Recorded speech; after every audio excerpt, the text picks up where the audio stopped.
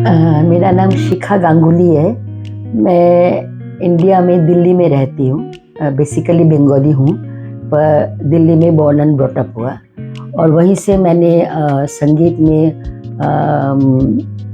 बचपन से थोड़ा बहुत गाती थी। फिर उसमें मैंने एमए किया है दिल्ली यूनिवर्सिटी से। फिर उसके बाद मैंने हमारे गुरुजी हैं पंडित मणि प्रसाद जी, उनसे मैंने 35-40 साल तालीम ली है। वो किराने घराने के मूर्धन्य कलाकार थे, अब है नहीं। तो जो कुछ आज मैं थोड़ा बहुत गाती हूँ वो उनके वजह से ही गाती हूँ। और आपकी पहचान है क्या वैसे? मैं क्लासिकल सिंगर हूँ और जो परफॉर्मेंस भी देती हूँ वो मैं क्लासिकल में देती हूँ, शास्त्रीय संगीत, और उसमें भी ख्याल गाती हूँ।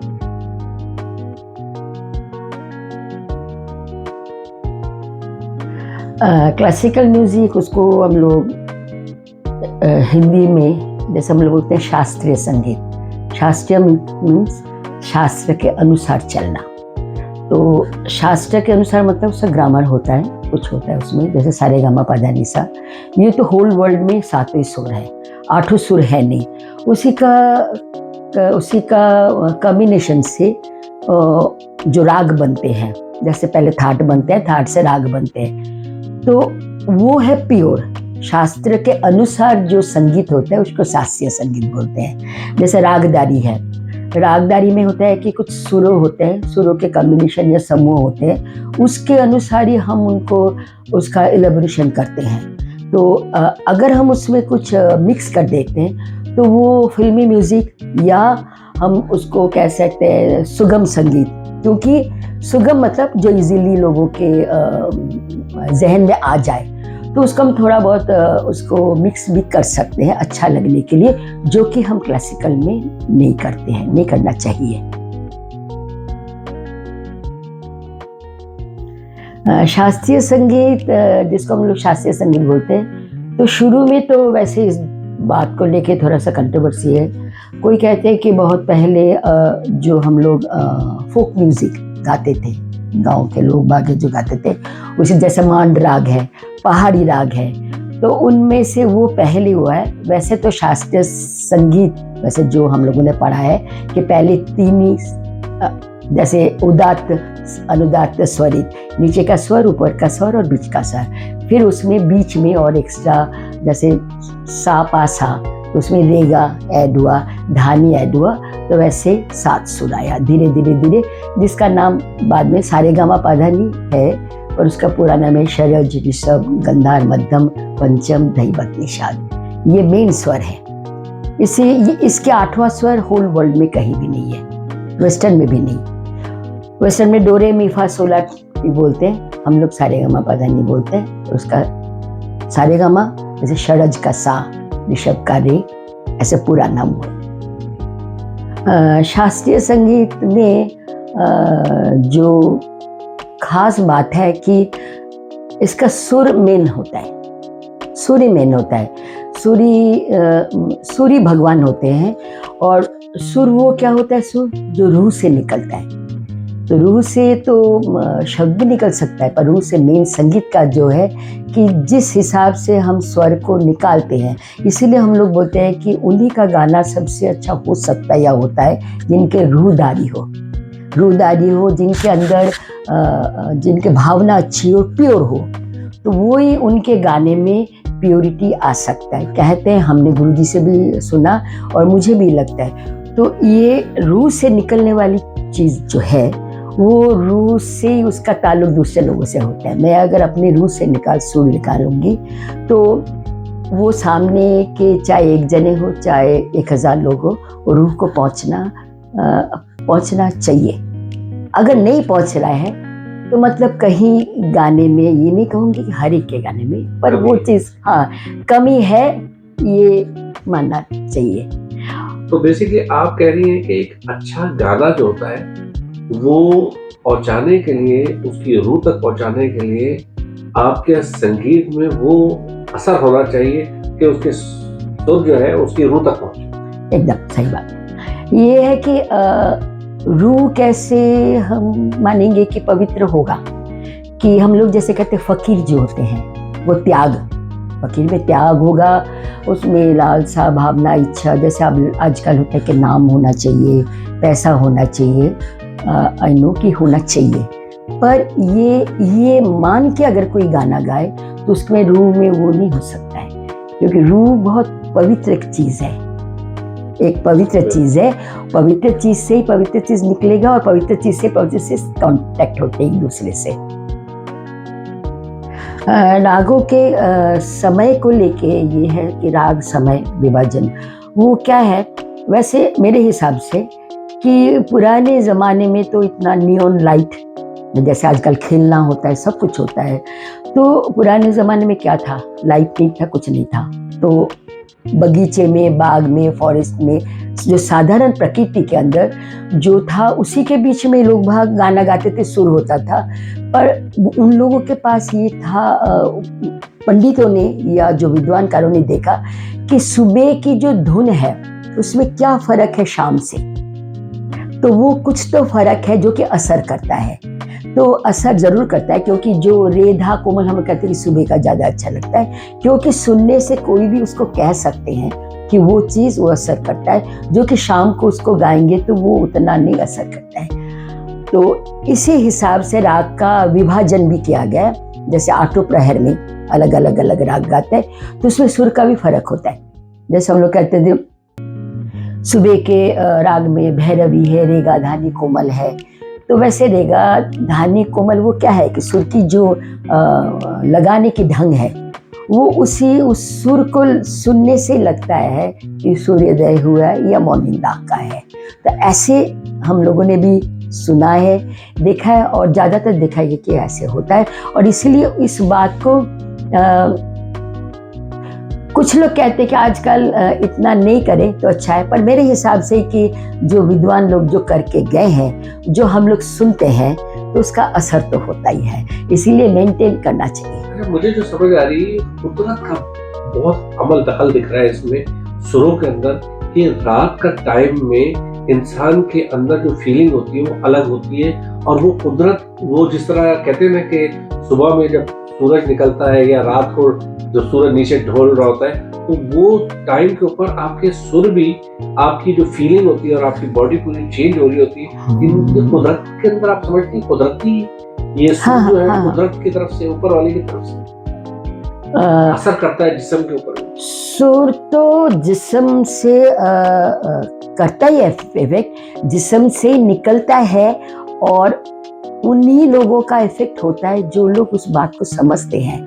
जैसे समझदार लोग ही शाम को जब डॉन होता है, जो सूर्यास्त होता है, उसी से हम लोग बोलते हैं कि पूर्वी गाते हैं। तो हर एक जो लोग जिनको गाना नहीं आता है उस बात को महसूस करते हैं, पर जो लोग गाना गाते हैं उनको समझ में आया कि क्यों वो सुर वैसा है। क्लासिकल सीखना इसलिए ज़रूरी है कि क्लासिकल सीखने से जो ग्रामर वो क्लियर होता है जहन में, और जब आप किसी चीज़ के साइंस को जानोगे तो आप उसको आप क्रिएट भी कर सकते हो। एक कॉम्बिनेशन सारेगामापा आप कितने हिसाब से कर सकते हो। अगर आप नकल करके कर नहीं सकते ऐसे कोई बात नहीं, पर नकल करके आपको डिटो वही करना पड़ेगा। और हमारे इंडियन म्यूज़िक का खास बात है कि क्रिएटिविटी, क्रिएट करना, इससे आनंद है कि हमने क्रिएट किया, तो वो अपने मूड से क्रिएट किया और उस स्वर को लेके स्वर का रचना करके किया। तो क्रिएशन में हमेशा इंसान का क्योंकि सुकून मिलता है, क्योंकि एक इंसानी जो है, जो भगवान की तरफ से हम लोग को वो पावर दिया है, शक्ति कि हम क्रिएट करें। तो क्लासिकल म्यूजिक में क्रिएशन की सबसे ज़्यादा है, रेंज ज़्यादा है। मैं खुद हमारे जो गुरुजी पंडित मणि प्रसाद जी, वो किराना घराने के, तो पाकिस्तान इंडिया के जो क्लासिकल है, एक समय तो एक ही था। अब्दुल करीम खान साहब थे, और भी तबले के भी हैं और इसके सब के हैं। पार्टीशन के बाद तो थोड़ा हुआ, पर जहाँ तक मेरा खुद की जो पसंद है, ऐसे नहीं कि कोई अच्छा खराब ऐसे तो होता नहीं है, पर अपना एक होता है। तो ज़्यादातर मैं आमिर खान साहब का या सलामत जो पाकिस्तान के पहले के रहा, जो लोग अब नहीं है, तो उनका मुझे ज़्यादा मुझे अच्छा लगता है। मुझे उनका सुर लगाने की, उनको बारीकी जो है, तो वो मुझे अच्छा लगता है ज़्यादा। इसका मतलब ये नहीं कि दूसरे लोग है नहीं, है, पर मुझे अच्छा लगता है उनका सुनना, उनका बारीकी, उनका गाने का ढंग, उनका तैयारी, हर हिसाब से मैं ज़्यादातर उनके सुनती हूँ। क्लासिकल का फ्यूचर जो है वो तो कभी भी, क्लासिक कभी भी ख़त्म नहीं होता है, कभी भी नहीं ख़त्म होगा। एक एक दौर आता है, कभी वो ज़्यादा चलते, कभी कम। अभी है कि अभी मॉडर्न उसमें यूट्यूब में सब मिलता है, सब उसको नकल करते हैं। इस नकल करने को मैं ख़राब नहीं करूँगी, मतलब वो नहीं, पर है कि जो अगर बिना सीख के उसको नकल कर रहे हैं तो उसमें वो इमोशन नहीं हो सकता। जो गुरु के सामने हम लोगों ने सीखा, तो उनके गुरु की जो भावना है, वो भी उनके भावना उनके साथ हमारे सीखने के टाइम में हुआ, और हम उसी चीज़ को बढ़ाते हैं, उसको कर सकते हैं। जब हम कर भी रहे हैं, गुरु की वो चीज़, खुद की वो भावना, वो मिक्सअप होके जो होता है, हर एक इंसान का एक अलग भावना होती है, तो वो भावना उसके गले से उनका कैरेक्टर होता है। अगर हम नकल करते हैं तो वो जो हम जिनका नकल कर रहे हैं, उनकी भावना तो कभी भी एक दूसरे का नकल हो नहीं सकता है। बोल सकते हो वैसे तो राग बहुत हैं पर मैं आपको एक राग है जो मुझे अच्छा भी लगता है, राग नंद। ठीक है, तो मैं आपको थोड़ा बहुत सुना।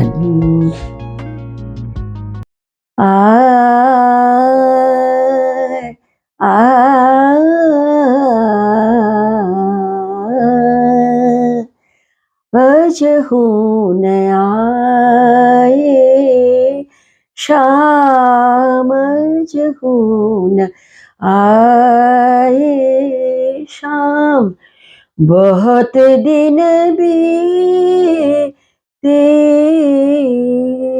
अजहू न आए शाम। बहुत शुक्रिया पहले तो आपके टाइम का, आपकी चीज़ों का, और आज बहुत अच्छा लगा एक इतनी महान कलाकार से आपसे बात करके, और स्पेशली जो क्लासिकल म्यूजिक को आप लेके चल रही हैं। बहुत शुक्रिया आपका टाइम का भी। और आप कुछ कहना चाहेंगे? हाँ, जैसे आप पूछ रहे थे कि कोई एक्सरसाइज हो, तो एक्सरसाइज तो बहुत है, पर मेरे हिसाब से जो हम लोग बोलते हैं सपाट, मतलब सपाट स्वरों का प्रैक्टिस करना, नीचे से ऊपर, बारीकी से नीचे से ऊपर, वो सबसे ज़्यादा मुश्किल। जैसे हम लोग अगर पहाड़ में चढ़ते हैं तो सबसे ज़्यादा मुश्किल होता है ऊपर जाना और नीचे आना, उसमें स्लिप होने के चांस है। तो अगर उस चीज़ का एक्सपर्टाइजेशन हो तो कुछ भी हम कर सकते हैं। टर्न करना थोड़ा सा इजी है, क्योंकि जैसे सपाट में सरे गा मा पा धा नि सरे गा मा पा मा गा रे सा नि धा पा मा गा रे सा नि धा पा मा गा रे सा। तो इस चीज़ को पहले ज़माने में भी, अभी भी उस्ताद लोग भी कहते हैं कि इसको घंटा घंटा पर प्रैक्टिस करने से बाकी कुछ भी कर सकते हैं। बाकी तो टर्न है, जैसे कुछ भी कर सकते हैं। सरे गा रे गा मा पा मा गा, सा रे सरे मा रे गा पा मा गा, ग रे सरे गा सरे सा गा रे सा। मेलखंड भी होते हैं और भी होते हैं इसके बिना, पर मेरे हिसाब से सपाट प्रैक्टिस करना बहुत ज़रूरी है, बहुत ही ज़्यादा। और आपको कैसा लगा आज का इंटरव्यू? मुझे बहुत अच्छा लगा, और मैं क्या बोलूँगी कि मुझे अच्छा लगा कि आप क्वेश्चन करके मुझसे बुलवा लिए। तो आपको अगर कोई मिलना चाहे, आपसे सीखना चाहे, कोई आपकी वेबसाइट है, कोई आपकी कोई ऐसी चीज़ है तो आप बता सकते हैं। वैसे मेरा एक इंस्टीट्यूशन है दिल्ली में, सुर मंदिर गंधर्व विद्यालय के, तो उसका मैं प्रिंसिपल हूँ, द्वारका में है। और बाकी सीखने के लिए तो मेरा वो है, मतलब शिखा ganguly.com, gmail.com भी है। आपका एक जो वेबसाइट है उसकी नीचे लिखी हुई आ जाएगी, यदि आपके पास आ रही होगी लोगों को, तो ये आपकी वेबसाइट पे जाके आप लोगों से कांटेक्ट भी कर सकते हैं। ठीक है, ओके। ठीक है, चलिए।